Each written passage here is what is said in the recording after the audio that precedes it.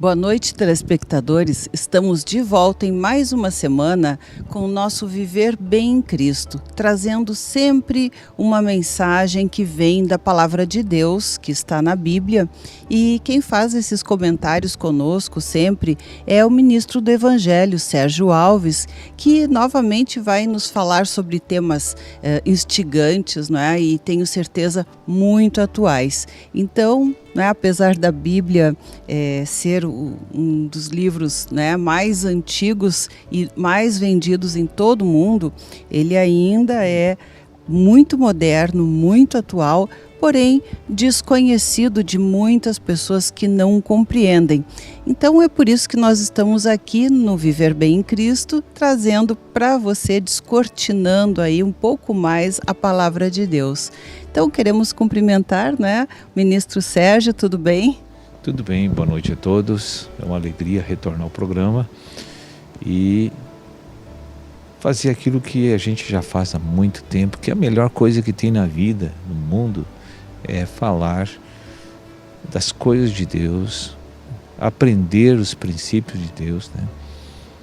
E poder ajudar pessoas a conhecer esse caminho tão maravilhoso, porque é o caminho da redenção plena para a humanidade. Não há outro, né?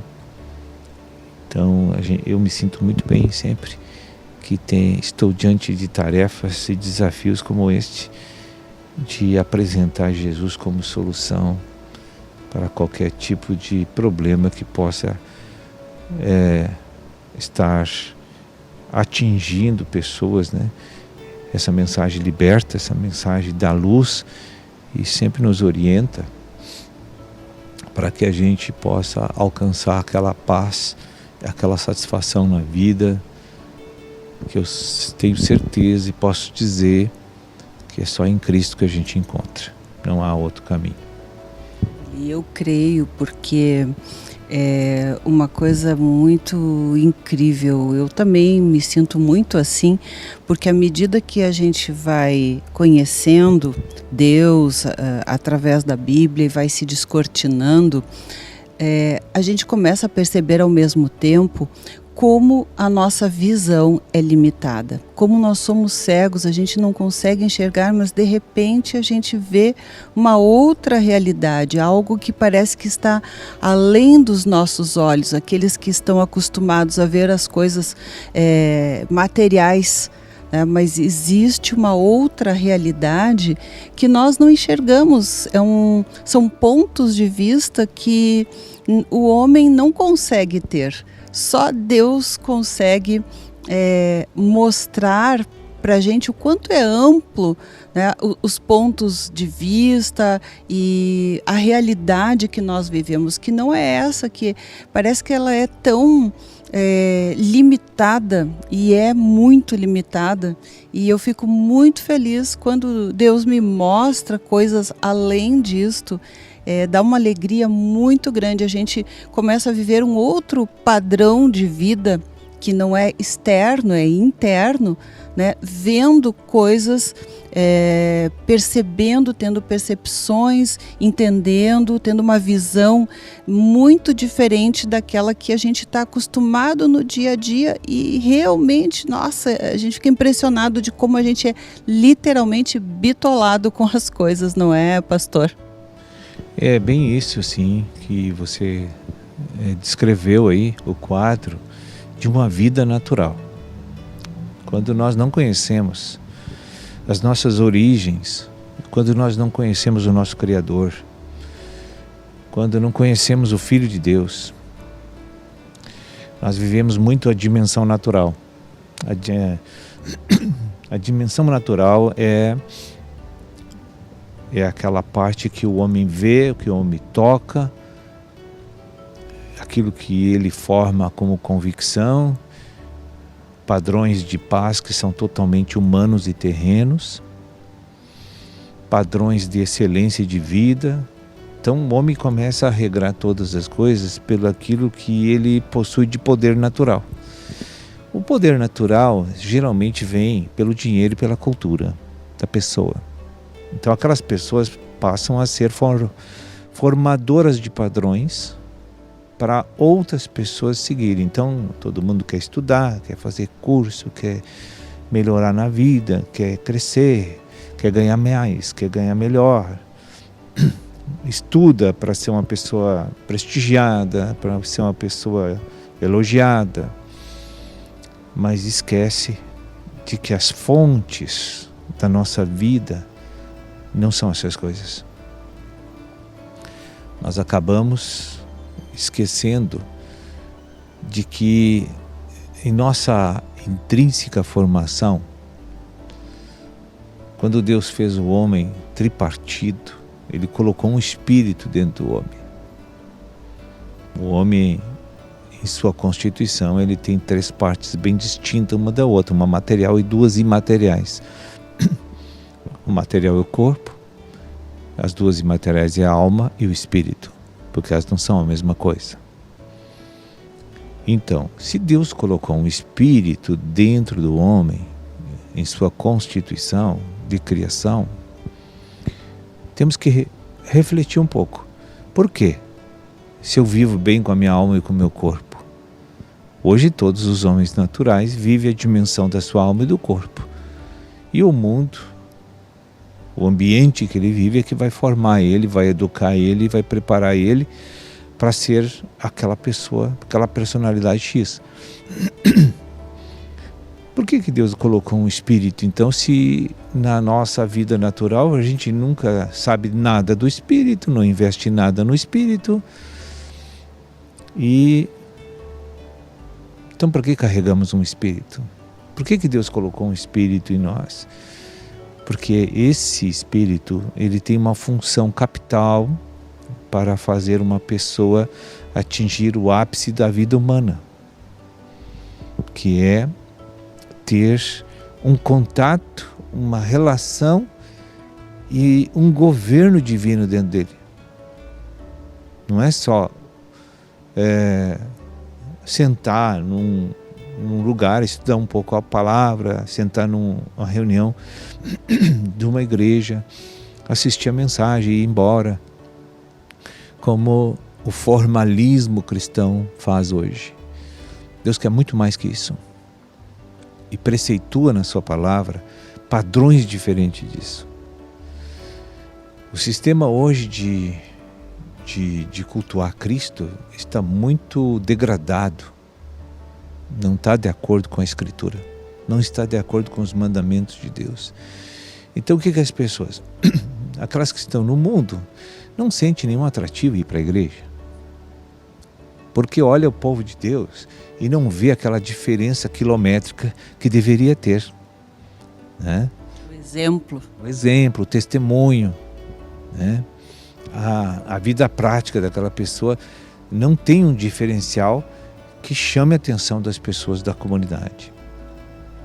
Não é diferente da igreja primitiva. Na igreja primitiva tudo era diferente.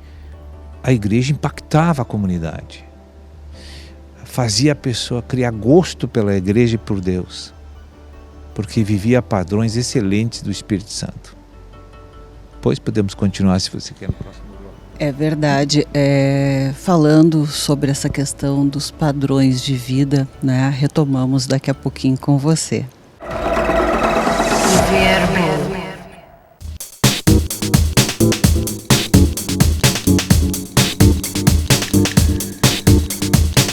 Estamos de volta com o nosso Viver Bem em Cristo, conversando com o ministro do Evangelho, Sérgio Alves, que nos falava pouco do padrão de vida que nós vivemos. Tanto pessoas que estão na igreja, que deveriam muitas vezes dar o exemplo e não dão, né? Quanto as que não estão. Mas a gente sempre diz que quem está no hospital é porque está doente, está se tratando, né? E eu creio também que há um tratamento, né? Quando as pessoas estão buscando Deus, pelo menos. Mas deveriam buscar com mais realidade, não religiosidade, não é? Que é o que geralmente acontece. E eu vejo assim que nós temos dentro de nós a maior riqueza do mundo, a maior riqueza, né, absoluta que é Deus. Só que a gente vive um padrão de vida muito pobre, não é, pastor?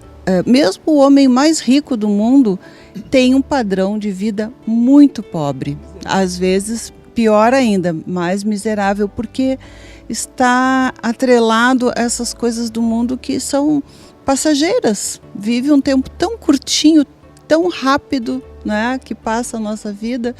E aí, né, quando tudo acaba e quando se tem as riquezas que Deus nos fala e promete, nós enxergamos isso, a gente começamos a nos tornar pessoas mais ricas. O que o senhor pensa a respeito disso?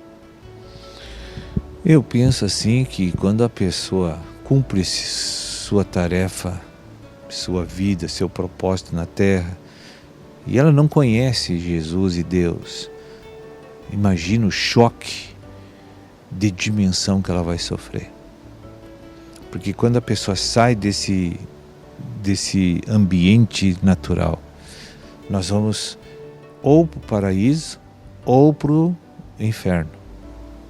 Depende do que aconteceu comigo na terra para ver o destino que eu vou ter. Se eu vou para o paraíso é porque eu conheci a salvação. Eu contatei Deus, recebi a salvação, recebi a filiação, recebi o perdão de Deus, que está condicionado a ordenanças que Deus trouxe na Escritura. Não adianta uma pessoa dizer que eu não roubo, eu não mato, eu não assalto, eu não estou estuprando ninguém, nunca matei ninguém, eu sou um homem bom. Mas as pessoas nunca entendem que o laudo de bondade pessoal que nós temos a respeito de nós não é o suficiente para me levar para uma salvação. Existem padrões divinos estabelecidos aqui na Escritura que diz como você adquire a salvação de Deus. É pela fé em Cristo Jesus e seus sacrifícios e em seus atos objetivos que ocorreu com Ele. Então, se eu não tiver um conhecimento de quem é a pessoa de Cristo, e se eu não crer em Cristo, eu não sou salvo. Aí eu posso ser um bom cidadão, posso pagar minhas contas, posso cuidar dos meus filhos, mas eu não fui justificado perante Deus porque eu não tenho fé e não creio em Cristo. É verdade, esses padrões que o senhor falou são em relação à sociedade. E eu vejo assim que as coisas grotescas, não é, como o senhor citou, matar, roubar, estuprar, não é, são coisas que realmente são abomináveis a um meio social. Mas as coisas que estão dentro do homem são abomináveis a Deus, porque tem muito, muito mais coisas que a sociedade não enxerga, mas que está dentro de nós e que são coisas horríveis, apesar de nós acharmos que é assim mesmo, que as pessoas são assim, há um conformismo, há uma aceitação até determinado limite, as pessoas são, né, desse jeito. Mas dá para tirar de dentro das pessoas todas essas coisas ruins e a gente se decepciona com a gente, né?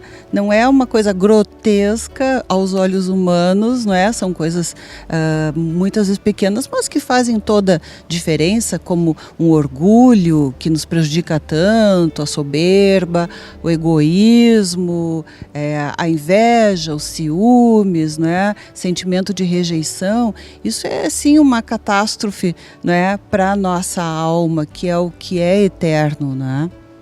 O egoísmo é algo inato no homem natural. Não adianta você dizer que não tenho isso, né?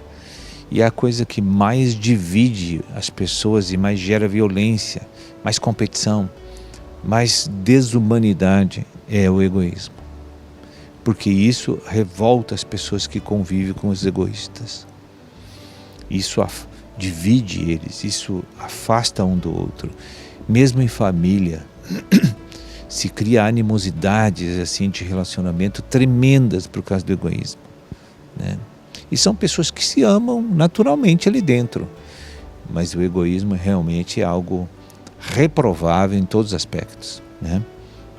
Isso sem falarmos nas relações comerciais, não é? Tudo para mim, nada para ti, não é? Eu tenho que levar vantagem em tudo, isso já se fala, né, há dezenas de anos aí, mas de fato o homem é muito egoísta em todas as esferas. E isso não leva a nada, porque a gente não retém nada, né? Ali adiante acontecem outras coisas, os papéis se invertem, muitas vezes as pessoas se estribam no poder e no dinheiro, né, se sentem seguros com isso, mas quem nós somos? Impotentes diante de um vírus, por exemplo, onde não adianta nada dessas coisas. Então, é essa conscientização e essa transformação que eu creio que as pessoas tenham que buscar, não pelos outros, mas por elas próprias, né, para terem mais paz, mais satisfação de viver, que são coisas de dentro que nos dá satisfação, é uma alma feliz, em paz, não é? E não as satisfações materiais que são passageiras. Isso que você abordou. Tem uma passagem no Salmo 133 que fala da comunhão das pessoas, que as pessoas só conseguem ser felizes quando são amadas pelos outros, mas para os outros me amarem, eu preciso que Deus esteja com eles e Deus esteja comigo para me amá-los também. Então, quando Deus fez o ser humano, ele não tem condições de vencer esse desafio se Deus não estiver dentro do seu coração, suprindo ele com essa natureza elevada de Deus, que faz com que eu olhe para o meu semelhante aqui, para o meu irmão, mesmo vendo a sua fraqueza, suas debilidades, seus defeitos, os seus erros de conduta, faz eu olhar por sobre esses problemas e entender que ele vai ser transformado por Deus e vai ficar perfeito. É um passo. O segundo passo é reconhecer, depois de reconhecer, ter coragem de ir lá e pedir perdão, né? E perante os outros, né? Isso parecer uma fraqueza, pelo contrário, é uma força, né? Mas, pastor, nosso assunto veio muito ao encontro de um livro que eu peguei lá na livraria e achei muito interessante, que se chama Renovação da Mente. Né? E o que fala esse livro aqui? Esse livro realmente é fantástico, vou dizer para você, porque quando Deus escolhe uma pessoa para regenerá-la para Ele, quer dizer, tira do mundo do pecado, da independência de Deus e traz para a igreja. E aí Deus quer começar a fazer uma transformação na sua vida, que os objetivos de Deus são esses, com todas as conquistas de salvação das pessoas. Então está aí, não é? Renovação da mente. Vamos renovar a mente, porque a gente vai ser muito mais feliz, menos angustiado, menos tenso, com isso menos problemas de saúde também, né? Mais alegria de viver. Então agradecemos, né, ao pastor Sérgio Alves por estar conosco e nos abrir aqui os horizontes, né, um pouco mais a nossa visão acerca da realidade da nossa vida. Muito obrigada, pastor. Até sugiro que no próximo programa a gente fale sobre esse livro, se assim você desejar. Então, olha, a gente vai então falar um pouquinho mais, não é, na próxima semana, e você fique ligado aí com a gente. O Verbo.